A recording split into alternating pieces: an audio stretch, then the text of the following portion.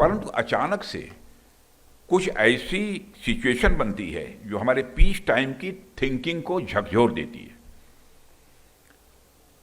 कहीं ना कहीं हमें कुछ और करने की आवश्यकता अचानक दिखाई पड़ने लगती है। अब डिफेंस सेक्टर मात्र नेसेसरी एक्सपेंडिचर नहीं रह गया है, बल्कि यह इकोनॉमिक इन्वेस्टमेंट की तरह देखा जा रहा है। तो मुझे जानकर काफी सुखद अनुभूति होती है कि डीएडी प्रोएक्टिवली अपने आप को बेहतर बनाने की पूरी कोशिश कर रहा है।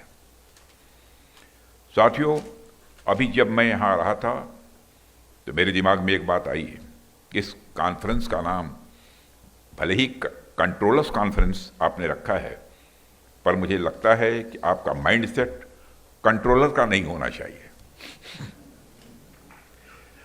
आपका माइंडसेट ओपन और रिसेप्टिव होना चाहिए।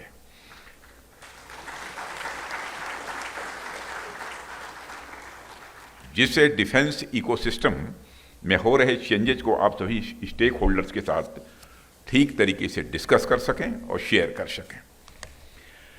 साथियों, आज जब मैं आपके बीच यहाँ हूँ तो मैं कहना चाहूँगा कि इस तरह के आयोजन हमें एक इंट्रोस्पेक्शन या सेल्फ एनालिसिस करने का भी अवसर देते हैं। इसमें हम सोच सकते हैं कि अब तक हमने क्या अच्छा किया है और आगे हमें क्या करना है। यह भी विचार करना है कि आगे और हमको कुछ रिफॉर्म्स करने की जरूरत है, तो वह रिफॉर्म्स क्या होनी चाहिए। आप सब भी शायद इस बात से हमारी सहमत होंगे कि जब हम सब मिलकर बैठते हैं तो अपनी बातें एक दूसरे के साथ शेयर करते हैं, तो उससे हमारी सोच और हमारे दृष्टिकोण का दायरा स्वाभाविक रूप से और अधिक वो व्यापक होता है। साथियों, मुझे ऐसा लगता है कि हमारे इस विभाग की जिम्मेदारी सिर्फ कागजों पर हिसाब किताब रखने तक ही सीमित नहीं है, बल्कि हमारे देश के सुरक्षा ढांचे का एक अहम हिस्सा भी है। और जब आप अपना काम ईमानदारी और एफिशिएंसी के साथ करते हैं तो उसका असर यहीं तक नहीं रहता है, इसका असर सीमा पर तैनात हमारे जवानों तक होता है। उन्हें भरोसा होता है कि उनके पीछे एक मजबूत व्यवस्था है, एक मजबूत सिस्टम है जो हर परिस्थिति में उनके साथ खड़ा रहेगा, उनका साथ देगा। साथियों, डिफेंस अकाउंट्स डिपार्टमेंट का नया मोटो ही मैं मानता हूं अपने में बहुत कुछ कहता है। अभी संस्थान का मोटो अलर्ट, एजाइल और एडेप्टिव है। ये वर्ड्स अपने आप में आपके वर्क कल्चर को दर्शाते हैं, या यूँ कहूँ कि एक प्रकार से आपके वर्क कल्चर के सार हैं, ये तत्व हैं। साथियों, आज मैं आपके सामने आ रहे चैलेंजेस, उनके सॉल्यूशन और अपॉर्चुनिटीज पर तो बात करूंगा ही, लेकिन उससे पहले मैं भारत के संदर्भ में अकाउंट्स के इतिहास की बातें भी आपसे कुछ करना चाहता हूं। आप सब अकाउंट डिपार्टमेंट से जुड़े हुए हैं, जाहिर सी बात है आपका अधिकांश काम स्प्रेडशीट्स या एक्सेल पर होता रहेगा, होगा, मैं ऐसा मानता हूं। अब तो कई सारी और नई टेक्नोलॉजीज भी आ गई हैं, मुझे बताने की आवश्यकता नहीं है, आप सब जानते ही हैं, जो कहीं ना कहीं आपके काम को आसान बनाती ही होंगी। लेकिन मैं आपकी यादों को थोड़ा सा पीछे ले जाना चाहता हूं। वैसे आपकी यादों को मुझे पीछे ले नहीं जाना चाहिए, लेकिन यह गुस्ताखी मैं पीछे ले जाने की कर रहा हूं।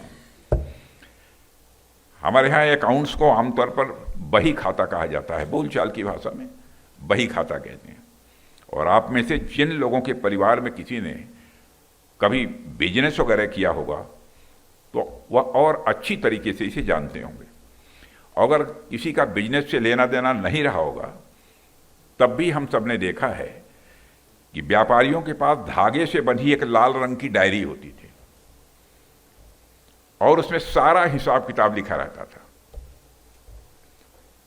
और कितने रुपये का माल आया, कितने रुपये का माल बेचा गया, किसने कितना बाकी लगाया और किसको कितना देना है, यह सारी चीजें उस लाल रंग की डायरी में लिखी रहती थी। और आपने देखा होगा कि प्रायः पिक्चर वगैरह जो देखते होंगे तो उसमें कभी इस प्रकार की डायरी रखने वाली की जो फोटोग्राफ आती है, उसको बिल्कुल नीचे देखता हुआ और चश्मे से आंख ऊपर की तरफ।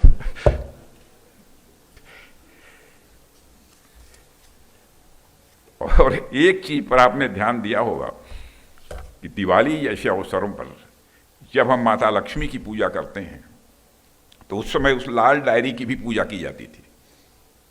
और आज भी कुछ लोग लाल डायरी रखते हैं, भले ही कंप्यूटर का जमाना आ गया, सब कुछ हो गया, लेकिन लाल डायरी की एक अहमियत है, वो शुभ माना जाता है। यह अपने आप में कितनी बड़ी बात है। हमारे लिए अकाउंट्स सिर्फ कर्म ही नहीं है, बल्कि वो हमारे धर्म का हिस्सा है।